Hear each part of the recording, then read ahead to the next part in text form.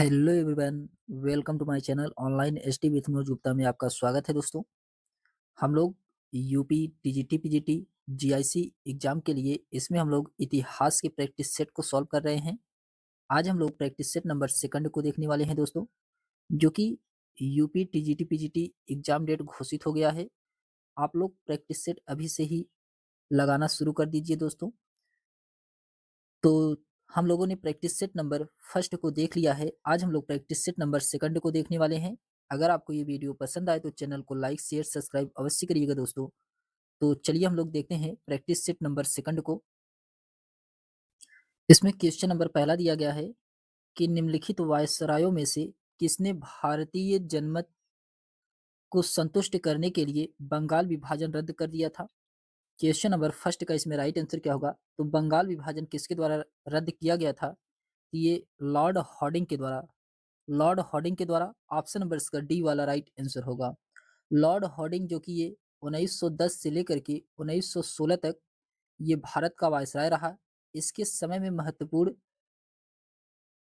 घटना ब्रिटेन के राजा जॉर्ज पंचम का भारत में आगमन हुआ था। तो जॉर्ज पंचम का भारत में आगमन हुआ था और दिल्ली दरबार का आयोजन किया गया था। इसी समय बंगाल विभाजन 1911 को घोषणा किया गया था। दिल्ली दरबार में ही राजधानी कलकत्ता से दिल्ली स्थानांतरित किया गया था और 1912 में राजधानी दिल्ली को बनाया गया था। तो बंगाल विभाजन रद्द करने की घोषणा 1911 में किया गया था लॉर्ड हॉर्डिंग के समय में। तो ऑप्शन नंबर इसका डी वाला राइट आंसर होगा। फिर उसके बाद आता है क्वेश्चन नंबर सेकंड है कि 1781 एडी में अमेरिका और फ्रेंच की संयोजित सेनाओं ने कमांड के अधीन एक अंग्रेजी सेना की इकाई को ट्रैप कर लिया।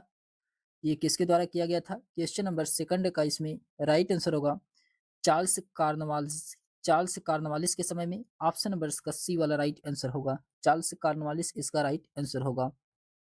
फिर उसके बाद आता है क्वेश्चन नंबर थर्ड है कि अखिल भारतीय कांग्रेस 1889 के बंबई अधिवेशन में कितनी भारतीय महिलाओं ने भाग लिया था? इसमें कितनी भारतीय महिलाओं के द्वारा भाग लिया गया था? तो इसका राइट आंसर क्या होगा? तो पांच। पांच ऑप्शन नंबर इसका सी वाला राइट आंसर होगा। पांच इसका राइट आंसर होगा।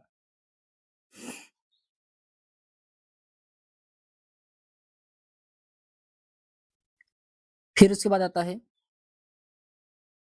अगर टोटल महिलाओं की संख्या पूछी जाए तो 10 थी, लेकिन इसमें भारतीय महिलाओं की संख्या पूछी गई है तो 5 है।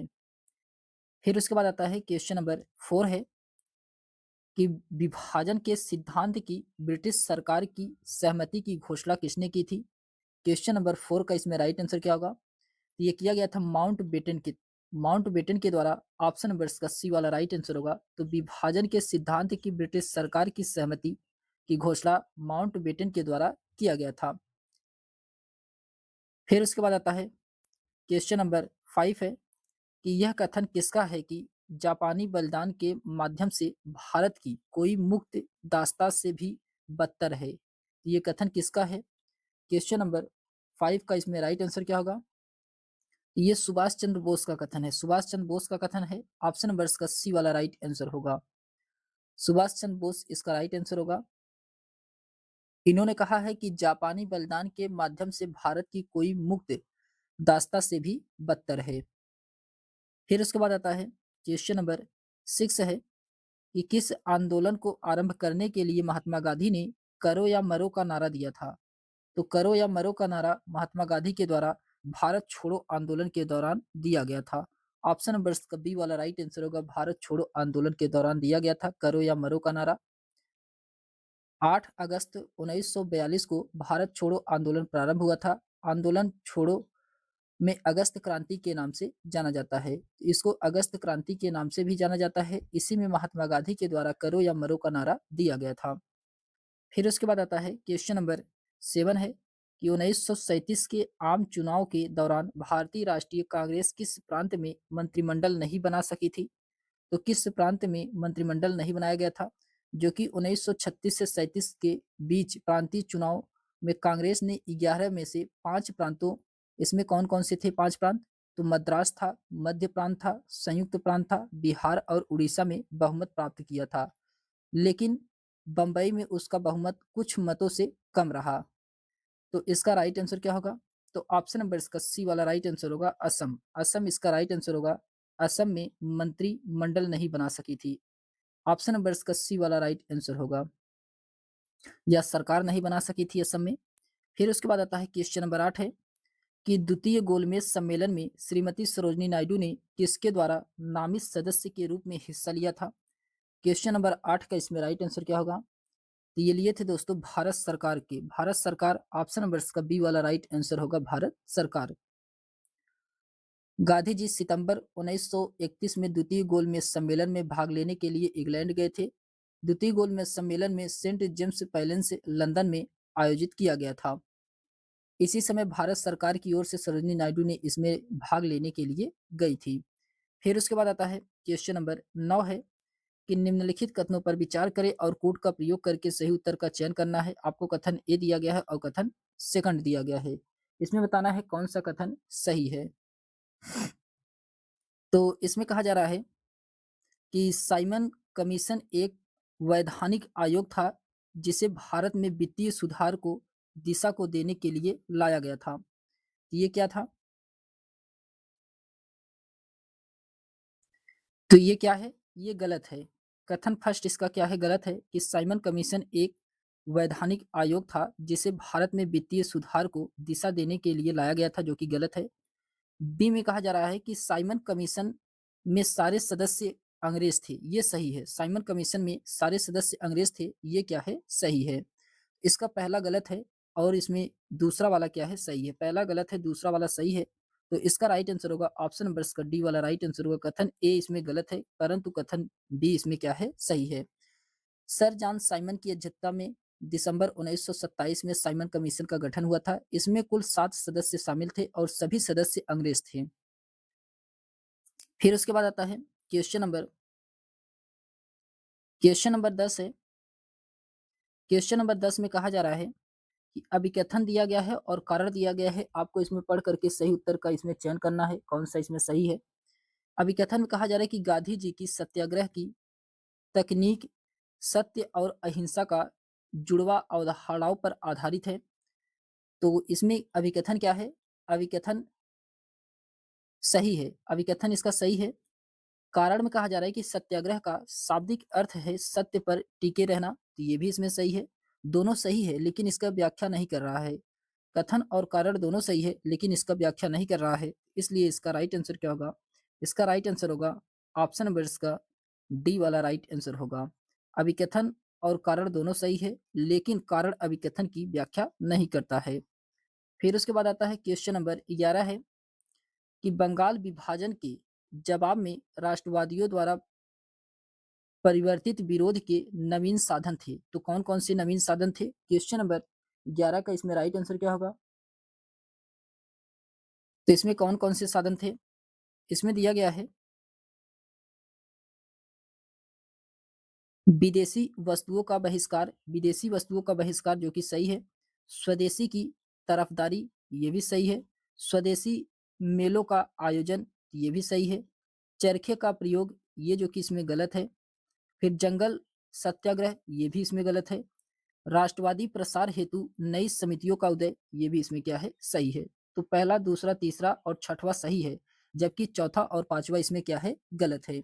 तो इसलिए इसका राइट आंसर होगा ऑप्शन नंबर इसका सी वाला राइट आंसर होगा। पहला, दूसरा, तीसरा, छठवां इसमें सही है। फिर उसके बाद आता है क्वेश्चन नंबर 12 है कि निम्नलिखित में से किसने हिंदुत्व नामक पुस्तक लिखी है? तो हिंदुत्व नामक पुस्तक ये किसके द्वारा लिखा गया है? तो ये वी.डी. सावरकर के द्वारा लिखा गया है। ऑप्शन नंबर इसका डी वाला राइट आंसर होगा। वी.डी. सावरकर ने नासिक में मित्र मेला की स्थापना किया था। वी.डी. सावरकर ने the Indian war of independence 1857 तथा हिंदुत्व नामक पुस्तक लिखी थी। फिर उसके बाद आता है क्वेश्चन नंबर 13 है कि सूची फर्स्ट को सूची सेकंड से सुमेलित कराना है। क्वेश्चन नंबर 13 में इसमें दिया गया है सूची फर्स्ट और सूची सेकंड से सुमेलित कराना है। इसमें दिया गया है पी आनंद चार्लू, ये जो कि मद्रास महाजन सभा से संबंधित है। मद्रास महाजन सभा, तो पहला सही है। फिर उसके बाद आता है बॉम्बे प्रेसिडेंसी एसोसिएशन, ये केटी एसोसिएशन से संबंधित है। केटी तेलंगे तेलंगा किससे संबंधित है? तो बॉम्बे प्रेसिडेंसी एसोसिएशन से संबंधित है, दूसरा सही है। फिर उसके बाद आता है आनंद मोहन बोस। आनंद मोहन बोस ये इंडियन एसोसिएशन कलकत्ता से संबंधित है, इंडियन एसोसिएशन, तो इसका तीसरा सही है। और राजा राम मोहन राय, राजा राम मोहन राय जो कि ये आत्मीय सभा कलकत्ता में हुआ था, आत्मीय सभा से संबंधित है, 1951 में कलकत्ता में इसका आयोजन किया गया था, तो ये चौथा सही है। तो ए का इसमें पहला सही है, बी का दूसरा, सी का तीसरा और डी का इसमें चौथा वाला सही है। तो इसका राइट आंसर होगा ऑप्शन नंबर इसका फर्स्ट वाला राइट आंसर होगा। ए का पहला, बी का दूसरा, सी का तीसरा और डी का चौथा इसमें क्या है? सही है। आप लोग वीडियो को शेयर कर दीजिए दोस्तों, और नए हो तो चैनल को अवश्य सब्सक्राइब करिएगा। फिर उसके बाद क्वेश्चन नंबर 14 है कि किस वर्ष में दारुल उलूम देवबंद विद्यालय की स्थापना की गई थी? तो दारुल उलूम देवबंद विद्यालय की स्थापना किस वर्ष किया गया था? क्वेश्चन नंबर 14 का इसमें राइट आंसर क्या होगा? तो ये 1866 में किया गया था, 1866 में किया गया था। इसमें मोहम्मद कासिम नैनतवी और रशीद अहमद गंगोही के द्वारा किया गया था। ये जो कि सहारनपुर में किया गया था, देवबंद विद्यालय की स्थापना। फिर उसके बाद आता है क्वेश्चन नंबर 15 है कि नीचे दो वक्तव्य दिए गए हैं, कथन ए और कारण आर दिया गया है, आपको इसमें पढ़ करके सही उत्तर का चयन करना है, कौन सा इसमें सही है। तो इसमें कहा जा रहा है कथन ए में कि स्वामी विवेकानंद के अनुसार जाति व्यवस्था वेदांत के धर्म के विरुद्ध है, जो कि सही है। कारण आर में कहा जा रहा है कि सभी बुराइयां मतभेदों पर विश्वास करने से आती हैं, सभी अच्छाइयां समानता पर आस्था से निहित एकत्व एवं एकरूपता की समझ से आती हैं, तो ये भी इसमें सही है। दोनों सही है और सही इसका एक्सप्लेनेशन भी कर रहा है, दोनों कथन सही है और इसका सही व्याख्या भी कर रहा है, तो इसलिए इसका राइट आंसर होगा ऑप्शन नंबर इसका ए वाला राइट आंसर होगा। ए और आर दोनों सही है, आर ए का सही व्याख्या कर रहा है। फिर उसके बाद क्वेश्चन नंबर 16 है कि समाज में सामाजिक और धार्मिक सुधार शुरू करने के लिए आत्मीय सभा की स्थापना किसने की थी? तो आत्मीय सभा की स्थापना ये किसके द्वारा किया गया था? तो ये राजा राम मोहन राय के द्वारा आत्मीय सभा की स्थापना किया गया था, राजा राम मोहन राय के द्वारा। आत्मीय सभा की स्थापना 1815 ईस्वी में राजा राम मोहन राय के द्वारा किया गया था। इसमें कुछ व्यक्ति शामिल थे, जो नाम है इनका द्वारिकानाथ टैगोर, नंद किशोर बोस, हरिरानंद तीर्थ स्वामी और शिव प्रसाद मिश्र, ये जो कि आत्मीय सभा में शामिल थे। इसकी स्थापना राजा राम मोहन राय के द्वारा किया गया था। क्वेश्चन नंबर 17 है कि पश्चिमी भारत में पुनर्जनन पुनर्जागरण का जनक कहा जाता है, तो पश्चिमी भारत के पुनर्जागरण का जनक किसको कहा जाता है? क्वेश्चन नंबर 17 का इसमें राइट आंसर होगा एम जी रनाडे को। एम जी रनाडे को पश्चिमी भारत के पुनर्जागरण का जनक कहा जाता है। इनका पूरा नाम है महागोविंद रनाडे, महागोविंद रनाडे इनका पूरा नाम है। फिर उसके बाद आता है क्वेश्चन नंबर 18 है कि किस वर्ष हिंदू महिला संपत्ति अधिकार कानून पारित हुआ था? तो ये किस वर्ष पारित किया गया था? ये 1937 में हिंदू महिला संपत्ति अधिकार कानून पारित किया गया था, 1937 में किया गया था। फिर उसके बाद आता है क्वेश्चन नंबर 19 है, सूची फर्स्ट को सूची सेकंड से सुमेलित कराना है। क्वेश्चन नंबर 19 में सूची फर्स्ट को सूची सेकंड से सुमेलित कराना है। इसमें समाचार पत्र दिया गया है और संस्थापक दिया गया है। बॉम्बे समाचार पत्र, ये जो कि फरदुन जी फरदुन जी मर्जबान है इसके, तो तीसरा सही है। फिर सोम प्रकाश ये जो कि ईश्वर चंद्र विद्यासागर हैं इसके, ईश्वर चंद्र विद्यासागर, तो चौथा सही है। जाम ए जमशेद के पीएम पीएम मोतीवाला हैं, तो इसका पहला सही है। और बंगवासी ये जो कि बाबू जोगेंद्र नाथ बोस हैं, बंगवासी के कौन है? तो बाबू जोगेंद्र नाथ बोस हैं, तो दूसरा सही है। ए का इसमें तीसरा सही है, बी का चौथा, सी का पहला और डी का इसमें तीसरा वाला, डी का इसमें दूसरा वाला सही है, डी का इसमें दूसरा वाला सही है। तो ऑप्शन नंबर इसका सी वाला राइट आंसर होगा। फिर उसके बाद आता है क्वेश्चन नंबर 20 है, सूची फर्स्ट को सूची सेकंड से सुमेलित कराना है। क्वेश्चन नंबर 20 में इसमें दिया गया है हंटर शिक्षा आयोग, ये जो कि 1882 से 83 तक था। तो इसका पहला सही है। सैंडलर विश्वविद्यालय आयोग, ये जो कि 1917 से 1919 तक, दूसरा सही है। हॉल्टिंग समिति, ये जो कि 1929 में आया था, तो इसका चौथा सही है। सार्जेंट शिक्षा योजना, ये जो कि 1944 में, तो तीसरा सही है। तो इसका राइट आंसर होगा ए का पहला, बी का दूसरा, सी का चौथा और डी का इसमें तीसरा वाला सही है। तो ऑप्शन नंबर इसका फर्स्ट वाला राइट आंसर होगा। ए का पहला, बी का दूसरा, सी का चौथा और डी का तीसरा इसमें सही है। क्वेश्चन नंबर 21 है, 1857 के विद्रोह के दौरान मेजर बर्टन और उनके 2 पुत्र कहाँ पर मारे गए थे? तो कहाँ पे ये मारे गए थे? ये मारे गए थे कोटा में। कोटा में, ऑप्शन नंबर इसका डी वाला राइट आंसर होगा, कोटा में मारे गए थे। फिर उसके बाद आता है क्वेश्चन नंबर 22 है कि भारत में मार्शल कम्युनिटीज का सिद्धांत अंग्रेजों ने निम्न में से किस कारण से विकसित किया था? तो ये किस कारण से विकसित किया है? ये किया है 1857 के विद्रोह के बाद जातीय समुदायों के आधार पर सेना की भर्ती हेतु लोगों की पहचान करने से। तो ऑप्शन नंबर इसका बी वाला राइट आंसर होगा। ऑप्शन नंबर इसका बी वाला राइट आंसर होगा। फिर उसके बाद आता है क्वेश्चन नंबर 23 है कि अंग्रेजों ने शंकर शाह तथा रघुनाथ शाह को तोप के मुंह से बांध करके कब उड़ा दिया था? तो कब उड़ाया था? तो ये उड़ाया था दोस्तों 18 सितंबर 1857 को। 18 सितंबर 1857, ऑप्शन नंबर इसका सी वाला राइट आंसर होगा। फिर उसके बाद आता है क्वेश्चन नंबर 24 है कि दक्कन कृषक राहत अधिनियम कब पारित किया गया था? दक्कन कृषक राहत अधिनियम ये पारित किया गया था 1879 में। 1879 में, ऑप्शन नंबर इसका बी वाला राइट आंसर होगा, 1879 में। फिर उसके बाद आता है क्वेश्चन नंबर 25 है, सूची फर्स्ट को सूची सेकंड से सुमेलित कराना है। क्वेश्चन नंबर 25 में इसमें दिया गया है सन्यासी विद्रोह। सन्यासी विद्रोह ये कहाँ पे हुआ था? तो ये बंगाल में हुआ था, तीसरा सही है। विजयनगरम विद्रोह, ये जो कि आधुनिक आंध्र प्रदेश में हुआ था, जो कि चौथा सही है। वैलूथम्पी विद्रोह, ये जो कि त्रावणकोर में हुआ था, तो दूसरा सही है। और कोलिया विद्रोह ये कहाँ पे हुआ था? तो ये गुजरात में हुआ था, तो इसका पहला सही है। तो ए का इसमें तीसरा सही है, बी का इसमें चौथा है, सी का दूसरा और डी का इसमें पहला वाला सही है। तो ऑप्शन नंबर इसका सी वाला राइट आंसर होगा। ऑप्शन नंबर इसका सी वाला राइट आंसर होगा। फिर उसके बाद आता है क्वेश्चन नंबर 26 है कि निम्न में से किसने स्वयं को धरती आबा घोषित किया था? तो धरती आबा किसे कहा जाता है? क्वेश्चन नंबर 26 का इसमें राइट आंसर होगा बिरसा मुंडा को। बिरसा मुंडा को धरती आबा के नाम से जाना जाता है।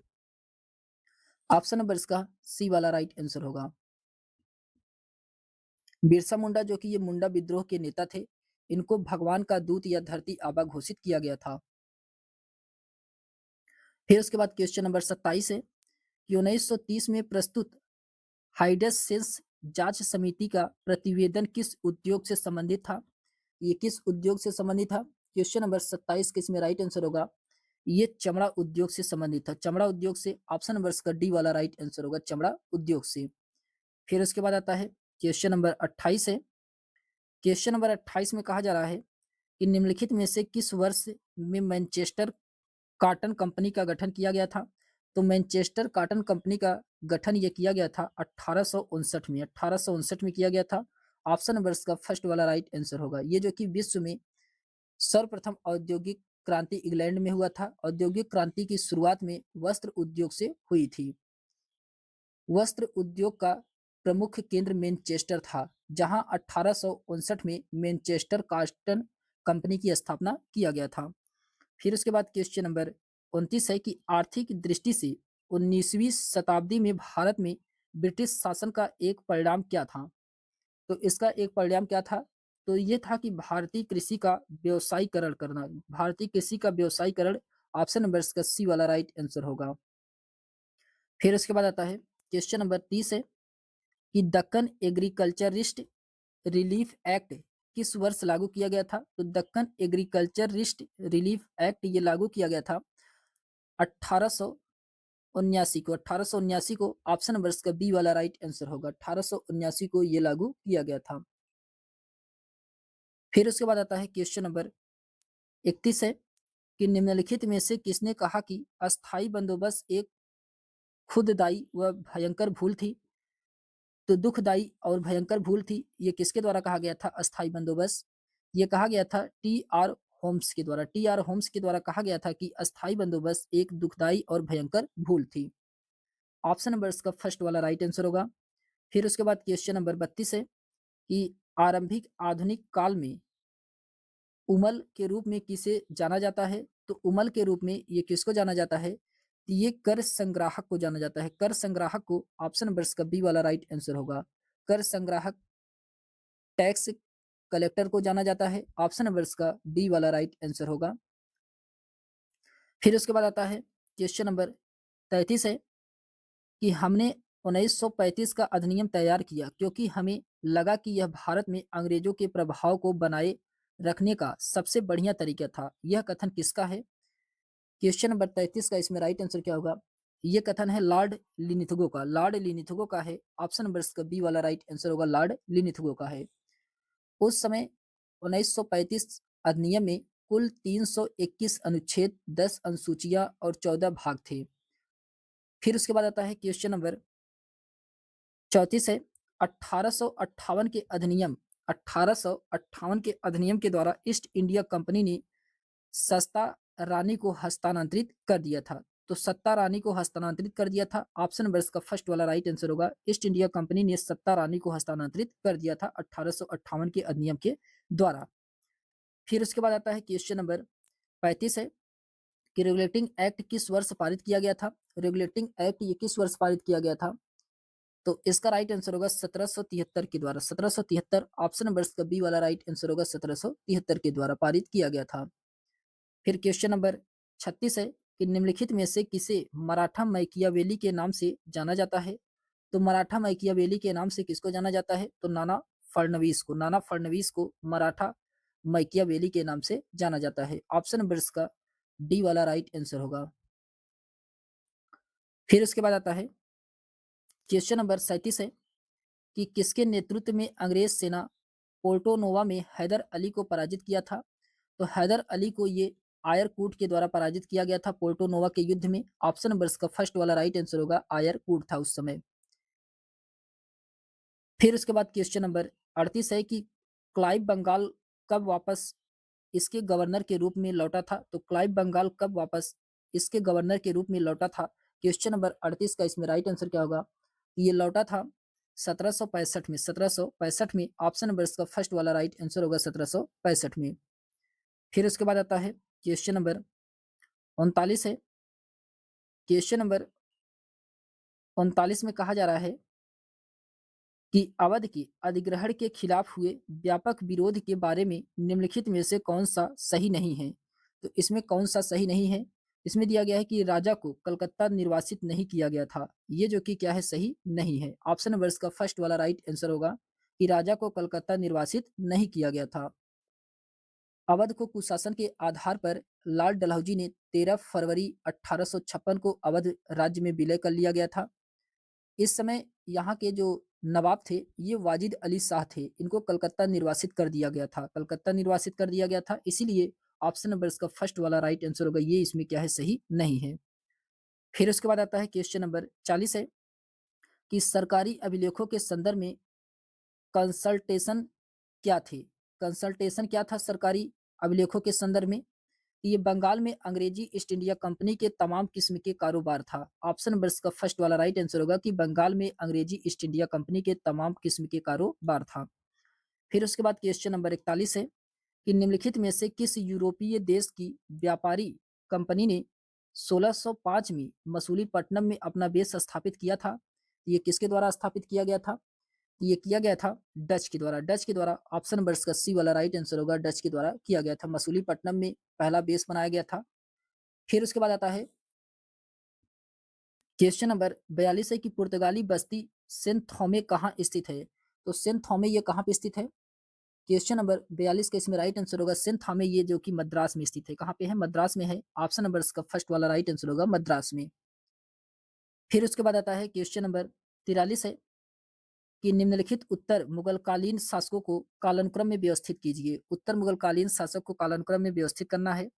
तो सबसे पहले इसमें जहादर शाह आएंगे। जहादर शाह ये सबसे पहले आएंगे। जहादर शाह का क्रम क्या है?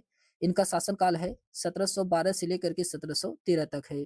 फिर जहांदर शाह के बाद इसमें कौन आएँगे? जहांदर शाह के बाद इसमें आएँगे फ़र्रुखसियर आएँगे, ये दूसरे नंबर पे आएँगे फ़र्रुखसियर। इनका शासनकाल 1713 से लेकर के 1713 से लेकर के 1719 तक है इनका कार्यकाल। फिर उसके बाद रफ़ीउद्दौला का कार्यकाल 1719 तक है, ये तीसरे नंबर पे आएँगे रफ़ीउद्दौला। रफ़ीउद्दौला के बाद मोहम्मद शाह आएँगे, ये चौथे नंबर पे आएँगे मोहम्मद शाह। मोहम्मद शाह का कार्यकाल 1719 से 1748 तक था। फिर उसके बाद अहमद शाह आएँगे, अहमद शाह ये 5वें नंबर पे आएँगे, इनका कार्यकाल था 1748 से 1754 तक। तो इसका राइट आंसर होगा बी-ई-ए-सी-डी इसका राइट आंसर होगा। ऑप्शन नंबर इसका सी वाला राइट आंसर होगा। फिर उसके बाद आता है क्वेश्चन नंबर 44 है, ऐतिहासिक कविता जवान रासो निम्नलिखित में से किस युद्ध पर आधारित है? जवान रासो ये किस युद्ध पर आधारित है? तो ये है बोराज का युद्ध। बोराज का युद्ध ऑप्शन नंबर इसका डी वाला राइट आंसर होगा। सीताराम रत्नू द्वारा रचित ग्रंथ ये जवान रासो बोराज ठिकाने के ठाकुर जवान सिंह और महादजी सिंधिया के सेनानायक रामजी पटेल के बीच बोराज के रण क्षेत्र में युद्ध हुआ था, ये जो कि 1786 ईस्वी के लगभग हुआ था। फिर उसके बाद क्वेश्चन नंबर 45 है कि सूची फर्स्ट को सूची सेकंड से सुमेलित कराना है। मध्यकाल का वैष्णव संप्रदाय और संस्थापक दिया गया है क्वेश्चन नंबर 45 में। इसमें दिया गया है महापुरुषीय संप्रदाय। महापुरुषीय संप्रदाय ये जो कि इसके संस्थापक कौन थे? तो शंकर देव थे, शंकर देव इसके संस्थापक थे, तो चौथा सही है। पुष्टि मार्ग के संस्थापक वल्लभाचार्य हैं, वल्लभाचार्य तो पहला सही है। ब्रह्मा संहित या बमुनिया इसके संस्थापक कौन है?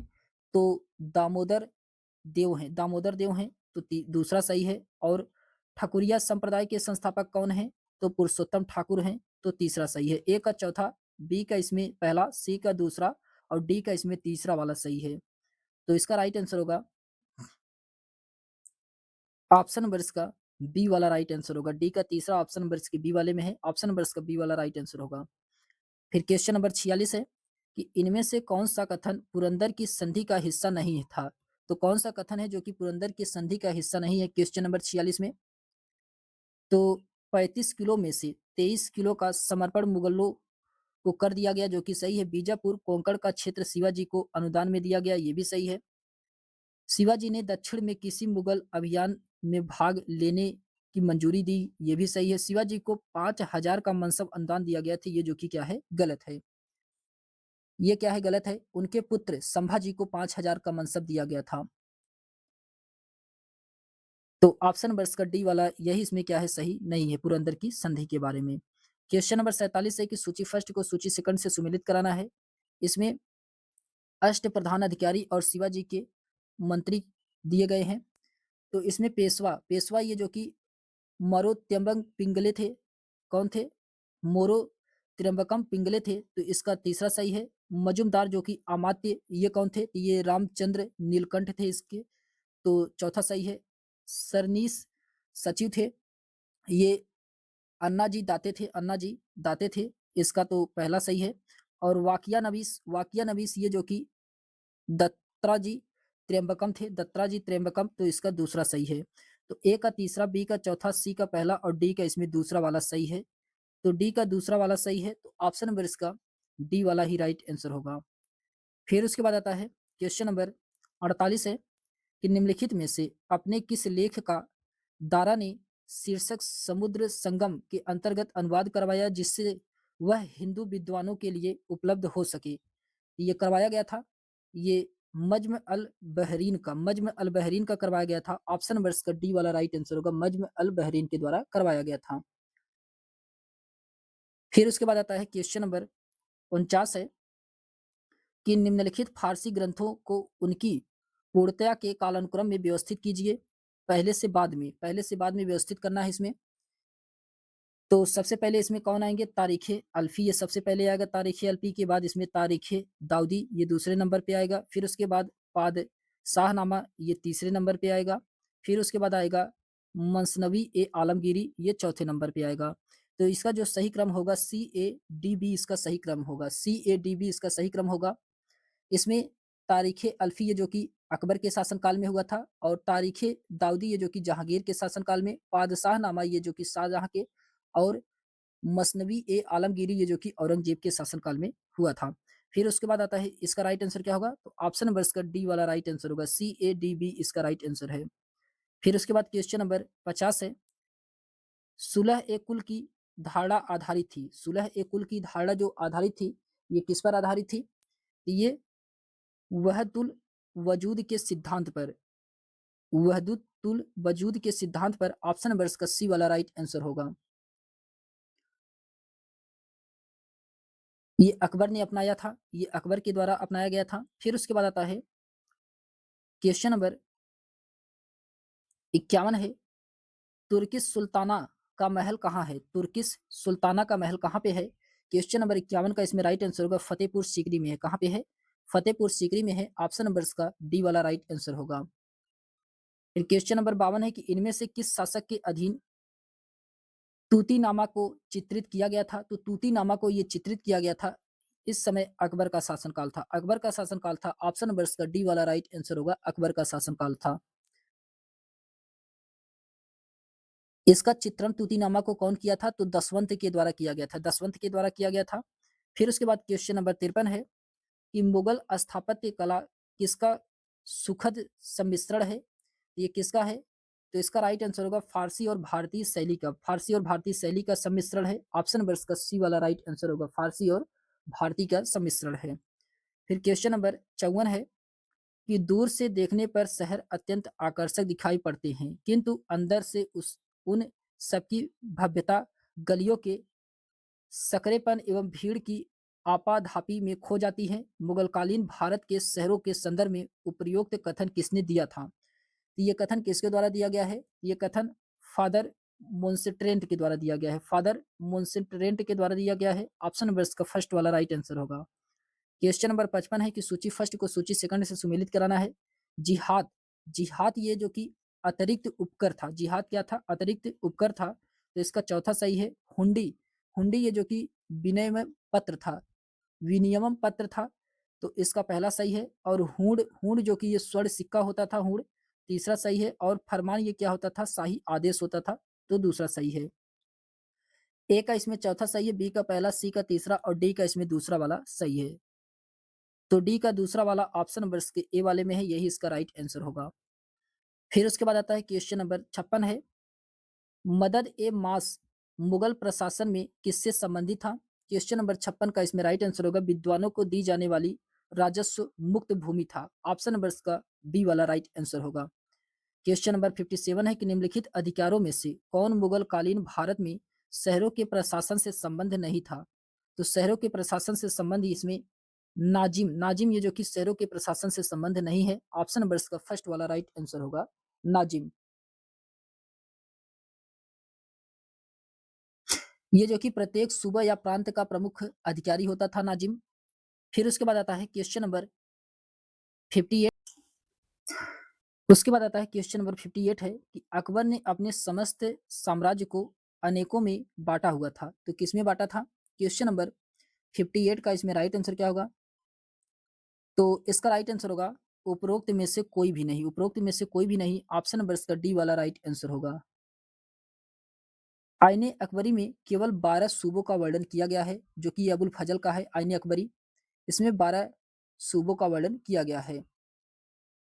फिर क्वेश्चन नंबर 59 है कि शाहजहां के बेटे मुराद ने सेठ शांतिदास से बड़ी धनराशि प्राप्त की थी, वह संबंधित था, ये कहाँ से संबंधित था? ये संबंधित था अहमदाबाद से। अहमदाबाद से संबंधित था। ऑप्शन नंबर इसका सी वाला राइट आंसर होगा, अहमदाबाद। फिर उसके बाद आता है क्वेश्चन नंबर 60 है, नूर उद्दीन मोहम्मद सलीम किस शाही नाम से जाना जाता था? तो नूरुद्दीन मोहम्मद सलीम ये किस शाही नाम से जाना जाता था? तो ये जाना जाता था जहांगीर। जहांगीर ऑप्शन नंबर इसका फर्स्ट वाला राइट आंसर होगा, जहांगीर के नाम से जाना जाता था। फिर उसके बाद आता है क्वेश्चन नंबर 61 है। क्वेश्चन नंबर 61 में कहा जा रहा है कि नीचे दो कथन दिए गए हैं, जिसमें से अभिकथन ए और दूसरा तर्क आर दिया गया है। आपको इसमें पढ़ करके सही उत्तर का चयन करना है, कौन सा इसमें सही है। तो इसमें दिया गया है अभिकथन ए में इस्लाम शाह की मृत्यु के बाद शेरशाह द्वारा स्थापित शासन व्यवस्था अव्यवस्थित हो गई थी। जो कि सही है। तर्क आर में कहा जा रहा है कि अकबर ने शेरशाह द्वारा स्थापित भू-राजस्व व्यवस्था को कुछ संशोधनों सहित अपनाया था, तो ये भी सही है। इसमें अभिकथन और तर्क दोनों सही है, लेकिन इसका एक्सप्लेनेशन सही नहीं है। अभिकथन और तर्क दोनों सही है, लेकिन इसका एक्सप्लेनेशन सही नहीं है। तो ऑप्शन नंबर इसका बी वाला राइट आंसर होगा। ए और आर दोनों सही है, लेकिन आर ए का सही व्याख्या नहीं है। फिर क्वेश्चन नंबर 62 है कि किस राजा को हिंदुस्तान का बादशाह कहा जाता था? ये किसको कहा जाता है? ये बाबर को हिंदुस्तान का बादशाह कहा जाता है। ऑप्शन नंबर इसका बी वाला राइट आंसर होगा। इन्होंने ही सर्वप्रथम बादशाह शब्द की उपाधि धारण किया था बाबर। ये जो कि मुगल वंश का संस्थापक था बाबर, इसको हिंदुस्तान का बादशाह कहा जाता है। फिर उसके बाद आता है क्वेश्चन नंबर 63 है। सूची फर्स्ट को सूची सेकंड से सुमेलित कराना है। पुस्तकें दिया गया है और घटनाओं का विवरण दिया गया है। इसमें दिया गया है किताब फुतुल लाल बुल्दान। किताब फुतुल लाल बुल्दान ये जो कि अरबों द्वारा 712 में सिंध पर आक्रमण के दौरान लिखा गया था। तो अरबों द्वारा सिंध पे आक्रमण के दौरान, तो इसमें कुछ नीचे दिए गए हैं, यानी कि ए का इसमें तीसरा वाला सही है। यहाँ पे देख सकते हैं अरबों द्वारा 712 ईस्वी में सिंध पर आक्रमण। फिर उसके बाद आता है बी वाला दिया गया है तज्यातुल अमसरवा तरियातु अल असर। ये किसके द्वारा लिखा गया है? ये कहाँ पे लिखा गया है? ये लिखा गया है अशोक को भुने जौ, मक्खन और गाय का दूध देने की भारतीय प्रथा। तो इसका क्या होगा? तो इसका इसका पहला सही है। तो दूसरे का इसमें क्या होगा? पहला सही है। फिर उसके बाद आता है तबकात ई नासरी। ये जो कि तबकात ई नासरी, इसके लेखक मिनहाजुस सिराज हैं। ये जो कि रजिया का महिला होना दरबारी सरदारों द्वारा उसे सुल्तान के रूप में स्वीकार करने में अवरोध था। तो इसका क्या होगा? तो इसका दूसरा सही है। इसका दूसरा सही है कि रजिया का महिला होना दरबारी सरदारों द्वारा उसे सुल्तान के रूप में स्वीकार करना क्या था? अवरोध था। फिर उसके बाद मरजू अल हजाब मरजुल अल हजाब ये किससे संबंधित है? इसके लेखक अल मसूदी हैं। ये जो कि भारत के बल्लाहरा राजा के रूप में राष्ट्रकूट की महानता है। तो इसका चौथा सही है। तो इसका राइट आंसर क्या होगा? इसका राइट आंसर होगा ए का तीसरा था, बी का पहला और सी का दूसरा, डी का चौथा इसमें सही है। तो ऑप्शन नंबर इसका सी वाला राइट आंसर होगा। फिर उसके बाद आता है क्वेश्चन नंबर 64 है। क्वेश्चन नंबर 64 में कहा जा रहा है कि जियाउद्दीन बर्नी के विषय में निम्नलिखित कथनों पर विचार कीजिए। जियाउद्दीन बर्नी के बारे में बताना है इसमें। तो इसमें दिया गया है जियाउद्दीन बर्नी के बारे में, उनका जन्म गोलकुंडा में हुआ था, जो कि ये क्या है? गलत है। बुलंदशहर बरन में हुआ था जियाउद्दीन बर्नी, ये जो कि गलत है। वह मोहम्मद बिन तुगलक का समकालीन था, जो कि सही है। वह तारीख फिरोज शाही का लेखक था, तो ये भी सही है। तो केवल दूसरा और तीसरा सही है, पहला वाला इसमें क्या है? गलत है। ऑप्शन नंबर ऑप्शन नंबर इसका सी वाला राइट आंसर होगा। फिर उसके बाद क्वेश्चन नंबर 65 है कि निम्नलिखित में से किसने की संगीतज्ञ एवं संगीतकार गौला नायक को उत्तर भारत में आमंत्रित किया गया था?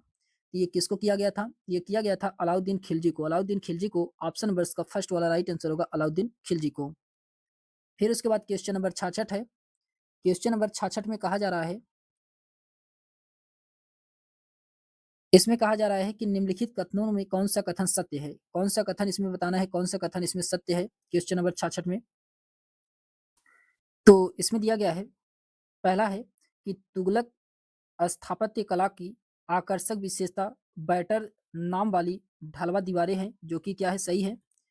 बी में कहा जा रहा है कि यह तुगलक वंश की राजवंश की सभी इमारतों में प्रयुक्त किया गया था, ये जो कि गलत है। सी में कहा जा रहा है कि तुगलकों ने अपने भवनों में केवल भूरा पत्थर प्रयुक्त किया था, तो ये भी इसमें क्या है? गलत है। डी में कहा जा रहा है फिरोज शाह तुगलक ने भवनों में मलबा पर चूना प्लास्टर का मोटा लेप किया था, जो बाद में रंग से धोया जाता था, तो ये भी इसमें क्या है? सही है। तो ए और डी इसमें सही है, जबकि बी और सी क्या है? इसमें गलत है। फिर उसके बाद आता है, इसमें दिया गया है ई वाले में कि फिरोज शाह तुगलक के सभी भवनों में पाई गई सजीवटी नमूना घंटी और जंजीर है, ये भी इसमें क्या है? गलत है। तो ए और डी इसका सही है। ए और डी इसमें सही है। ए और डी ऑप्शन नंबर इसके डी वाले में दिया गया है। ऑप्शन नंबर इसका डी वाला राइट आंसर होगा। फिर उसके बाद क्वेश्चन नंबर 67 है कि सल्तनत काल में फवाजिल का अर्थ था। तो सल्तनत काल में फवाजिल का अर्थ क्या है? तो फवाजिल का अर्थ होता है कि इक़्तादारों द्वारा सरकारी खजाने में जमा की जाने वाली अतिरिक्त राशि, इसी को फ़वाज़िल कहा जाता है। ऑप्शन नंबर इसका सी वाला राइट आंसर होगा। क्वेश्चन नंबर 68 है कि दिल्ली सल्तनत काल के संबंध में निम्नलिखित में से कौन-सा कथन गलत है? क्वेश्चन नंबर 68 का इसमें राइट आंसर क्या होगा? तो इसमें तुर्कों, ईरानियों, अफ़गानों और भारतीय मुसलमानों के बीच अंतर्विवाह सामान्य थे, ये जो कि क्या है इसमें गलत है। ऑप्शन नंबर इसका बी वाला राइट आंसर होगा। फिर क्वेश्चन नंबर 69 है कि दिल्ली सल्तनत के प्रशासन के संदर्भ में निम्नलिखित कथनों में से कौन-सा सुमेलित नहीं है? तो आपको बताना है इसमें कौन-सा सुमेलित नहीं है क्वेश्चन नंबर 69 में। तो इसमें दिया गया है इसमें दिया गया है खरीदादार खरीदादार ये जो कि फरमानों को भेजने वाला अधिकारी होता था खरीदादार, फरमानों को भेजने वाला अधिकारी होता था, सही है। चौधरी चौधरी ये जो कि क्या होता था चौधरी?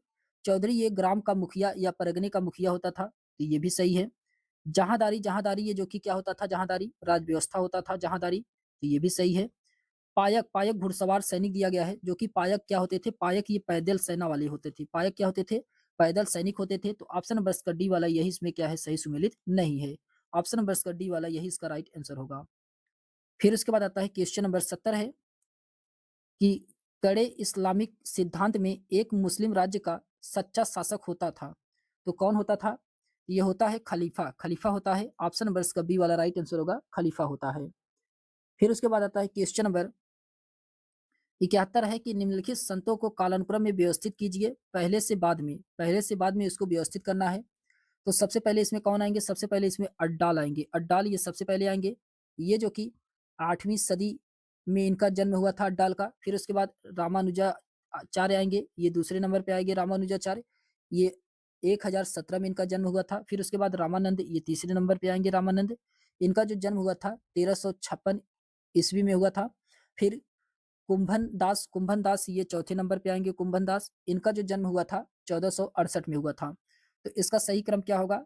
तो बी-ए-सी-डी इसका सही क्रम होगा, बी-ए-सी-डी इसका सही क्रम होगा, ऑप्शन नंबर इसका सी वाला राइट आंसर होगा।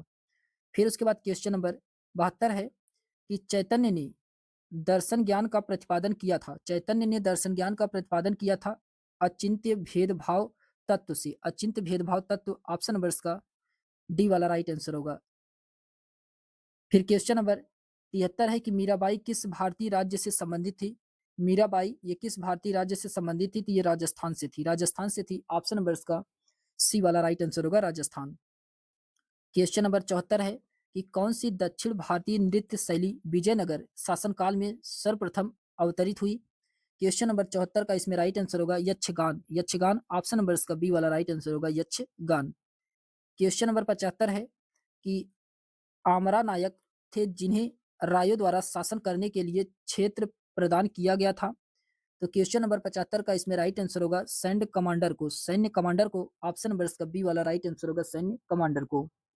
फिर उसके बाद क्वेश्चन नंबर 76 है कि बहमनी साम्राज्य की स्थापना के लिए निम्नलिखित में से कौन सा परिस्थिति उत्तरदायी थी? तो ये अमीरान ए अमीरान ए सादाह विद्रोह, ऑप्शन नंबर इसका डी वाला राइट आंसर होगा। फिर क्वेश्चन नंबर 77 है कि मोहम्मद बिन तुगलक की चारों योजनाओं पर विचार कीजिए और इसको सही कालानुक्रम में व्यवस्थित करना है। तो सबसे पहले इसमें दोआब में कर में वृद्धि किया गया था 1325 से 27 में, दोआब कर वृद्धि, जो कि ये पहले स्थान पे आएगी दोआब कर वृद्धि। फिर उसके बाद दोआब कर की वृद्धि के बाद राजधानी परिवर्तन 1326 में 1327 में किया गया था, ये दूसरे नंबर पे आएगा राजधानी परिवर्तन। फिर उसके बाद सांकेतिक मुद्रा का प्रचलन किया गया था 1329 से 30 में, सांकेतिक मुद्रा का प्रचलन ये तीसरे नंबर पे आएगा। फिर उसके बाद इसमें खुरासान सैन्य अभियान किया गया था 1332 से 33 में, ये चौथे नंबर पे आएगा। फिर उसके बाद 5वें नंबर पे कराचिल अभियान किया गया था 1337 से 1338 में। ये 5 अभियान थे मोहम्मद बिन तुगलक के, जो कि पाँचों के पाँचों असफल योजना था ये मोहम्मद बिन तुगलक का। तो इसका राइट आंसर क्या होगा? इसका राइट आंसर होगा दोस्तों, इसमें दूसरा, पहला, चौथा, तीसरा इसका राइट आंसर होगा। दूसरा, पहला, चौथा, तीसरा इसका राइट आंसर होगा। ऑप्शन नंबर इसका डी वाला राइट आंसर होगा। फिर उसके बाद आता है क्वेश्चन नंबर 78 है कि जलालुद्दीन खिलजी की हत्या उसके भतीजे और दामाद अलाउद्दीन खिलजी किस स्थान पे की गई थी? तो ये कड़ा में किया गया था। कड़ा में, ऑप्शन नंबर इसका डी वाला राइट आंसर होगा, कड़ा में किया गया था। फिर उसके बाद आता है क्वेश्चन नंबर 79 है कि मोहम्मद गौरी ने कुतुब कुतुबुद्दीन ऐबक को भारतीय क्षेत्र का वायसराय बनाते समय कौन सी पदवी प्रदान की थी? तो कौन सी पदवी प्रदान किया था? क्वेश्चन नंबर 79 का इसमें राइट आंसर होगा मलिक का पदवी दिया था। ऑप्शन नंबर इसका फर्स्ट वाला राइट आंसर होगा, मलिक का पदवी दिया था। फिर उसके बाद आता है इसके क्वेश्चन नंबर 80 है कि निम्नलिखित शासकों के शासनकाल पर विचार कीजिए तथा इन्हें कालानुक्रम में व्यवस्थित कीजिए। क्वेश्चन नंबर 80 में तो सबसे पहले इसमें कौन आएंगे? सबसे पहले इसमें रुकनुद्दीन फिरोज आएंगे, जो कि 1236 में शासन किए थे। रुकनुद्दीन फिरोज ये पहले स्थान पे आएंगे। रुकनुद्दीन फिरोज के बाद बहराम शाह, जो कि 1240 से 42 तक शासन किया था, बहराम शाह ये दूसरे नंबर पे आएंगे। बहराम शाह के बाद अलाउद्दीन मसूद शाह, जो कि 1242 से 46 तक शासन किया था, अलाउद्दीन मसूद शाह ये तीसरे नंबर पे आएगा। फिर चौथे नंबर पे नासरुद्दीन महमूद आएगा, जो कि ये 1246 से 65 तक शासन किया था, ये चौथे नंबर पे आएगा। तो जो इसका सही क्रम होगा तो तीसरा, दूसरा, पहला, चौथा इसका सही क्रम होगा। ऑप्शन नंबर इसका बी वाला राइट आंसर होगा। फिर उसके बाद आता है क्वेश्चन नंबर 81 है कि अधोलिखित में किसने भारत में सर्वप्रथम इक्तादारी व्यवस्था आरंभ किया था? तो इक्तादारी व्यवस्था सबसे पहले मुइजुद्दीन मोहम्मद गोरी के द्वारा आरंभ किया गया था। मुइजुद्दीन मोहम्मद गोरी के द्वारा। ऑप्शन नंबर इसका डी वाला राइट आंसर होगा। क्वेश्चन नंबर 82 है कि कश्मीर के निम्नलिखित शासकों में से किसने मोहम्मद गाजी का सामना किया था? तो मोहम्मद गाजी का सामना ये संग्राम राज के द्वारा किया गया था। किसके द्वारा? संग्राम राज के द्वारा किया गया था। ऑप्शन नंबर इसका बी वाला राइट आंसर होगा।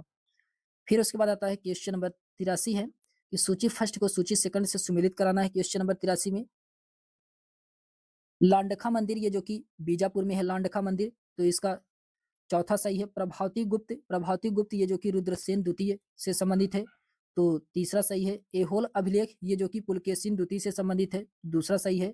धर्म यज्ञ ये जो कि नालंदा से संबंधित है, तो पहला सही है।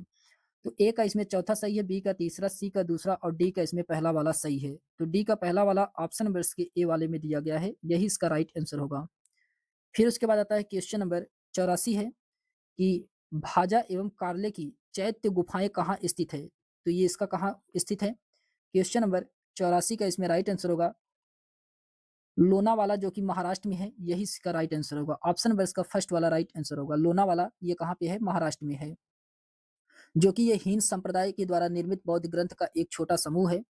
फिर उसके बाद आता है क्वेश्चन नंबर 85 है कि उत्तर भारतीय ग्रंथों में मध्ययुगीन दक्कन फर्गुसन के चालुक्यन में पसंदीदा मंदिर को संदर्भित करता है, तो ये कौन सा है? क्वेश्चन नंबर 85 का इसमें राइट आंसर क्या होगा? तो इसका राइट आंसर होगा वेसरा। ऑप्शन नंबर इसका बी वाला राइट आंसर होगा, वेसरा। फिर क्वेश्चन नंबर 86 है कि निम्नलिखित में से किसने प्रतिपादित किया कि यूरोपीय व संस्कृत भाषाओं में बहुत साम्य है? ये किसके द्वारा किया गया है? तो ये किया गया है विलियम जोन्स के द्वारा। विलियम जोन्स के द्वारा। ऑप्शन नंबर इसका फर्स्ट वाला राइट आंसर होगा, विलियम जोन्स। फिर उसके बाद आता है क्वेश्चन नंबर 87 है कि सूची फर्स्ट को सूची सेकंड से सुमेलित कराना है। क्वेश्चन नंबर 87 में इसमें दिया गया है कालिदास। कालिदास ये जो कि अभिज्ञान शाकुंतलम कालिदास का है, चौथा सही है। भारवी, भारवी का क्या है? तो कीर्तार्जुनीयम भारवी का है, तो तीसरा सही है। माघ, माघ ये जो कि भट्टी काव्य का है, भट्टी काव्य यानी कि दूसरा सही है। और भवभूति जो कि ये मालती माधव का है, पहला सही है। तो ए का चौथा, बी का तीसरा, सी का दूसरा और डी का इसमें पहला वाला सही है। तो ऑप्शन नंबर इसका डी का पहला, ऑप्शन नंबर इसके ए वाले में दिया गया है। ऑप्शन नंबर इसका ए वाला राइट आंसर होगा। फिर उसके बाद आता है क्वेश्चन नंबर 88 है कि निम्न में से किस राजवंश को सपादलक्ष का संबंध था? तो सपादलक्ष का संबंध किस राजवंश का है? क्वेश्चन नंबर 88 का इसमें राइट आंसर होगा चौहान। चौहान राजवंश से। ऑप्शन नंबर इसका बी वाला राइट आंसर होगा, चौहान राजवंश से संबंधित है। फिर क्वेश्चन नंबर 89 है कि मांडोर के निम्नलिखित प्रतिहार धारकों का सही कालानुक्रम क्या है? तो इसमें सही कालानुक्रम बताना है। तो सबसे पहले इसमें राजिल, राजिल ये जो कि सबसे पहले आएगा राजिल। फिर उसके बाद इसमें नागभट्ट द्वितीय, नागभट्ट फर्स्ट इसमें सेकंड नंबर पे आएंगे। फिर उसके बाद सिलुक, सिलुक ये तीसरे नंबर पे आएंगे। फिर उसके बाद कुक्कुक, कुक्कुक ये जो कि चौथे नंबर पे आएंगे।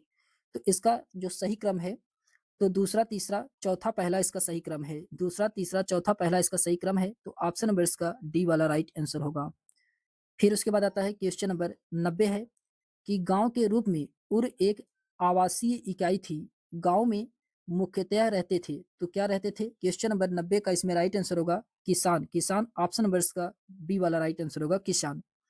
क्वेश्चन नंबर 91 है कि निम्नलिखित में से किस भारतीय राजा ने स्वर्णद्वीप में हिंदू साम्राज्य का विस्तार किया था? ये किस भारतीय राजा के द्वारा किया गया था? राजेंद्र फर्स्ट के द्वारा। राजेंद्र फर्स्ट के द्वारा। ऑप्शन नंबर इसका फर्स्ट वाला राइट आंसर होगा राजेंद्र फर्स्ट। फिर क्वेश्चन फिर उसके बाद आता है क्वेश्चन नंबर 92 है कि सूची फर्स्ट को सूची सेकंड से सुमेलित कराना है। इसमें सूची फर्स्ट को सूची सेकंड से सुमेलित कराना है। इसमें दिया गया है तोल्कापियर। तोल्कापियर ये जो कि तोल्कापियम से संबंधित है। तोल्कापियर तोल्कापियर तोल्कापियम से संबंधित है, तो दूसरा सही है। तिरुक्कदेवर तिरुक्कदेवर ये जो कि जीवक चिंतामणि से संबंधित है। जीवक चिंतामणि, तो चौथा सही है। इंग्लो आर्डिगल ये जो कि शिल्पाधिकारम से संबंधित है। शिल्पाधिकारम तीसरा सही है। और सतान ये जो कि मणिमेखले से संबंधित है, पहला सही है। तो इसका राइट आंसर होगा ए का दूसरा, बी का तीसरा, बी का चौथा, सी का तीसरा और डी का इसमें पहला वाला सही है। तो डी का पहला वाला ऑप्शन नंबर के डी वाले में ही दिया गया है, यही इसका राइट आंसर होगा। फिर उसके बाद क्वेश्चन नंबर 93 है कि मेगास्थनीज ने अपनी पुस्तक इंडिका में दक्षिण भारत के किस राजवंश का उल्लेख किया है? क्वेश्चन नंबर 93 का इसमें राइट आंसर होगा, ये किया गया है पांडे। पांडे ऑप्शन नंबर का डी वाला राइट आंसर होगा पांडे। फिर उसके बाद क्वेश्चन नंबर 94 है कि हर्ष के काल में कौन सा अधिकारी चाट एवं भाट कहलाता था? क्वेश्चन नंबर 94 की इसमें राइट आंसर होगा पुलिस को कहा जाता था। पुलिस को चाट और भाट कहा जाता था हर्ष के काल में। ऑप्शन नंबर का सी वाला राइट आंसर होगा। क्वेश्चन नंबर 95 है कि निम्नलिखित में से किस अभिलेख में उल्लेख मिलता है कि हर्षवर्धन ने वल्लभी के ध्रुवसेन सेकंड को परास्त किया था? तो ये मिलता है नसौरी अभिलेख में। नासौरी अभिलेख में ऑप्शन नंबर का बी वाला राइट आंसर होगा नासौरी अभिलेख में। फिर उसके बाद आता है क्वेश्चन नंबर 96 है वेन्सांग के अनुसार हर्ष ने बिहार के किस स्थान पर एक पीतल का विहार बनवाया था? क्वेश्चन नंबर 96 का इसमें राइट आंसर होगा नालंदा में। नालंदा में ऑप्शन नंबर का सी वाला राइट आंसर होगा नालंदा। फिर उसके बाद आता है क्वेश्चन नंबर 97 है कि गुप्त काल के रिकॉर्ड कीपर को क्या कहा जाता था? तो गुप्त काल के रिकॉर्ड कीपर को ये कहा जाता था पुस्तपालन कहा जाता था। ऑप्शन नंबर का बी वाला राइट आंसर होगा पुस्तपालन कहा जाता था। फिर क्वेश्चन नंबर 98 है कि स्कंद गुप्त के काहोम अभिलेख में उल्लिखित ग्राम प्रशासन की सबसे छोटी इकाई कौन सी थी? तो सबसे छोटी इकाई कुकुम ये सबसे छोटी इकाई थी। ऑप्शन नंबर का डी वाला राइट आंसर होगा कुकुम। क्वेश्चन नंबर 99 है कि सूची फर्स्ट को सूची सेकंड से सुमेलित कराना है। इसमें दिया गया है समुद्रगुप्त के समकालीन दक्षिणापथ के शासक और उनका राज्य दिया गया है। दमन का राज्य एरंडलपल था। एरंडलपल इसका दूसरा सही है। हस्तिवर्मा का वेंगी था। हस्तिवर्मा का वेंगी चौथा सही है। कुबेर का देवराष्ट्र है। कुबेर का देवराष्ट्र पहला सही है। और उग्रसेन का क्या है? तो पालक है, तो तीसरा सही है। तो ए का इसमें दूसरा सही है, बी का चौथा, सी का पहला और डी का इसमें तीसरा वाला सही है। तो डी का तीसरा ऑप्शन नंबर इसके सी वाले में दिया गया है, यही इसका राइट आंसर होगा। फिर उसके बाद क्वेश्चन नंबर 100 है कि गुप्त वंश के शासकों का पारिवारिक कुल चिन्ह क्या है? क्वेश्चन नंबर 100 का इसमें राइट आंसर होगा गरुड़। गरुड़ ऑप्शन नंबर इसका बी वाला राइट आंसर होगा गरुड़। फिर उसके बाद आता है क्वेश्चन नंबर 101 है चरक निम्नलिखित में से किस शासक के समकालीन थे? चरक ये किस शासक के समकालीन थे? तो ये कनिष्क के समकालीन थे। ऑप्शन नंबर इसका सी वाला राइट आंसर होगा कनिष्क। फिर उसके बाद क्वेश्चन नंबर 102 है कि निम्न में से किस शासक को द्विजावर कुंडकुंभ विविधन कहा गया है? तो द्विजावर कुंडकुंभ विविधन कहा गया है, ये किस शासक को कहा गया है? ये कहा गया है गौतमी पुत्र सतकर्णी को। गौतमी पुत्र सतकर्णी को। ऑप्शन नंबर का बी वाला राइट आंसर होगा। क्वेश्चन नंबर 103 है कि प्राचीन भारत के निम्नलिखित में से किस ग्रंथ में शुंग वंश के संस्थापक के पुत्र की प्रेम कहानी है? तो क्वेश्चन नंबर 103 का इसमें राइट आंसर होगा मालविकाग्नि मित्रम में। मालविकाग्नि मित्रम में है। ऑप्शन नंबर का बी वाला राइट आंसर होगा। क्वेश्चन नंबर 104 है कि सूची फर्स्ट को सूची सेकंड से सुमेलित कराना है। इसमें दिया गया है देश दिया गया है और धर्म प्रचारक दिया गया है। तो इसमें दिया गया है सबसे पहले गंधार। गंधार देश के धर्म प्रचारक कौन थे?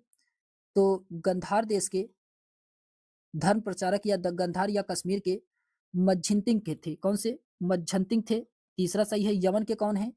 तो यमन के महारक्षित थे। यमन के महारक्षित महारक्षित चौथा सही है। स्वर्ण भूमि के कौन थे? सोन और उत्तर थे। सोन और उत्तर थे, तो दूसरा सही है। और अपरांतक के कौन थे? यमन धर्म रक्षित थे, तो पहला सही है। तो ए का इसमें तीसरा सही है, बी का चौथा, सी का दूसरा और डी का इसमें पहला वाला सही है। तो ऑप्शन नंबर इसका डी का पहला वाला ऑप्शन नंबर इसके बी वाले में दिया गया है, यही इसका राइट आंसर होगा। फिर उसके बाद आता है क्वेश्चन नंबर 105 है कि प्लिनी के अनुसार मिस्र के टालमी फिलाडेल्फस ने बिंदुसार के दरबार में अपने राजदूत के रूप में किसको भेजा था? तो ये किसको भेजा था? तो ये भेजा था डायनेसियस को। डायनेसियस को ऑप्शन नंबर इसका बी वाला राइट आंसर होगा, डायनेसियस को। इसके एक्सप्लेनेशन दिया गया है कि प्लिनी के अनुसार मिस्र के टालमी फिलाडेल्फस ने बिंदुसार के दरबार में अपने राजदूत के रूप में डायनेसियस को भेजा था। स्ट्रेबो के अनुसार सीरिया के शासक एंटियोकस प्रथम ने डायमेकस नामक राजदूत बिंदुसार के दरबार में भेजा था, जो कि मेगास्थनीज के स्थान पर नियुक्त हुआ था। फिर उसके बाद आता है क्वेश्चन नंबर 106 है कि निम्नलिखित में से कौन सा मौर्य प्रशासन के अंतर्गत गुप्तचरों के मुख्य कार्यों से संबंधित नहीं है? क्वेश्चन नंबर 106 का इसमें राइट आंसर होगा कि नागरिकों की भावनाओं के बारे में कोई भी जानकारी संकलित नहीं करना। ऑप्शन नंबर इसका डी वाला यही इसमें क्या है, संबंधित नहीं है। फिर उसके बाद आता है क्वेश्चन नंबर 107 है कि निम्नलिखित में से किस महाजनपद से यूनानियों के खिलाफ लड़ने वाली फारसी सेना को पुरुष और सामग्री की आपूर्ति होती थी? क्वेश्चन नंबर 107 का इसमें राइट आंसर होगा ये गंधार से। गंधार से ऑप्शन नंबर इसका फर्स्ट वाला राइट आंसर होगा, गंधार।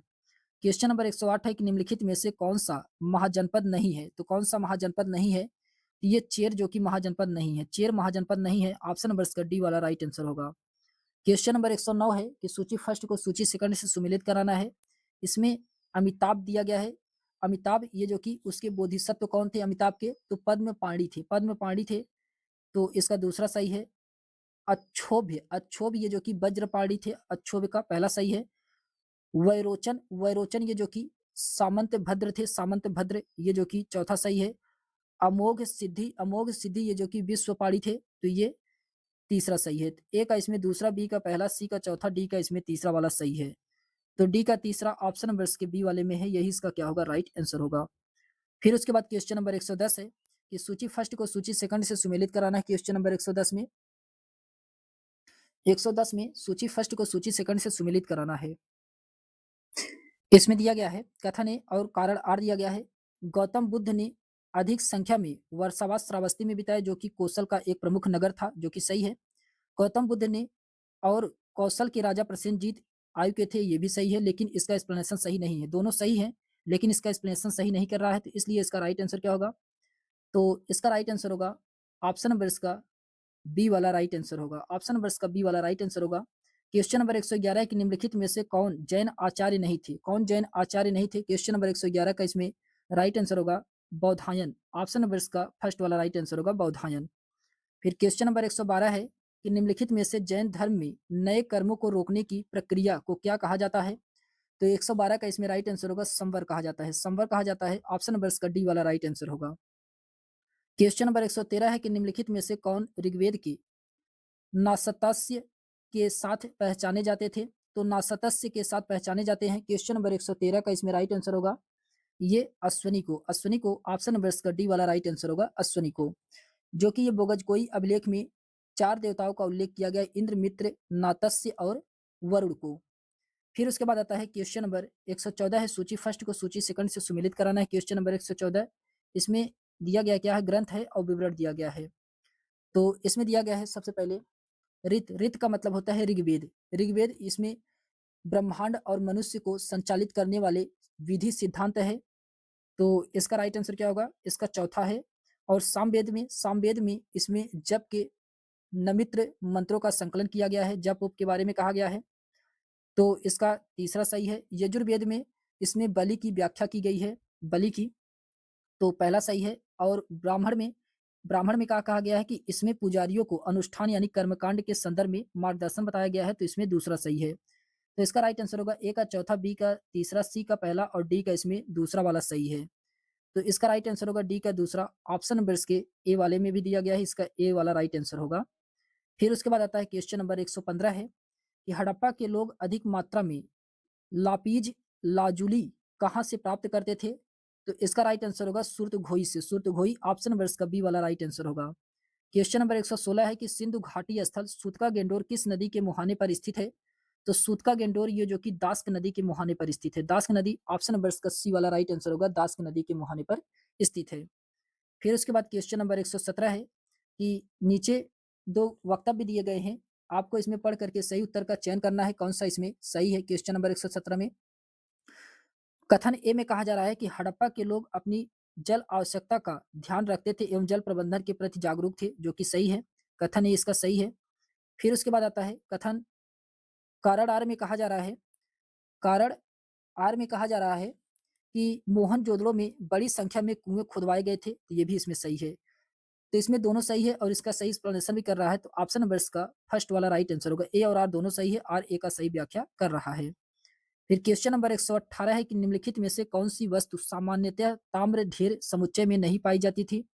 क्वेश्चन नंबर 118 का इसमें राइट आंसर होगा हस्तकुठार, हस्तकुल्हाड़ी। ऑप्शन नंबर इसका डी वाला राइट आंसर होगा।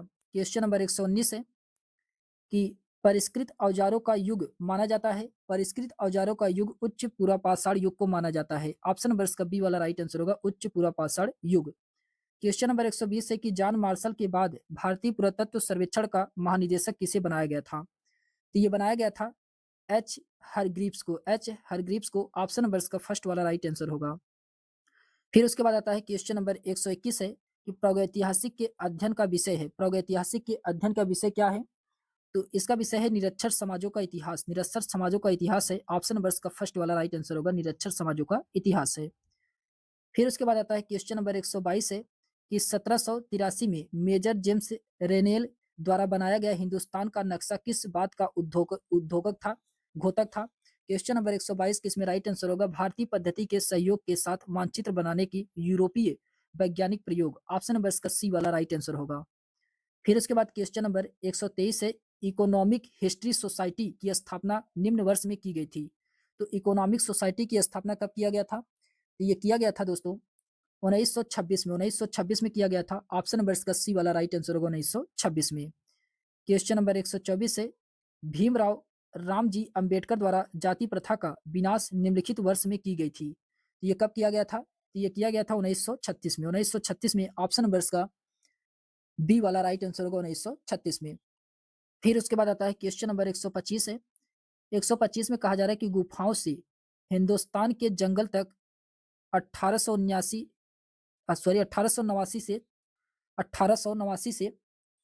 1886 निम्नलिखित में से किस महिला की साहित्यिक कृत है? तो गुफाओं से हिंदुस्तान के जंगलों का तक, ये जो कि किसकी साहित्यिक कृत है? तो यह है हेलेना पौत्रोबना ब्लावांटिस्की का है। ऑप्शन नंबर इसका सी वाला राइट आंसर होगा हेलेना पौत्रोबना ब्लांसार्टिकी का है। ऑप्शन नंबर इसका सी वाला राइट आंसर होगा ब्लांट वांसेटकी का है। तो इसका राइट आंसर होगा ऑप्शन नंबर इसका सी वाला राइट आंसर होगा। तो हम लोगों ने प्रैक्टिस सेट नंबर सेकंड को देखा है दोस्तों। इसके आगे हम लोग प्रैक्टिस सेट नंबर थर्ड को नेक्स्ट वीडियो में देखेंगे। अगर आपको ये वीडियो पसंद आए तो चैनल को लाइक शेयर सब्सक्राइब अवश्य करिएगा। तो चलिए हम लोग मिलते हैं एक नेक्स्ट वीडियो में। तब तक के लिए सभी दोस्तों को बहुत बहुत धन्यवाद।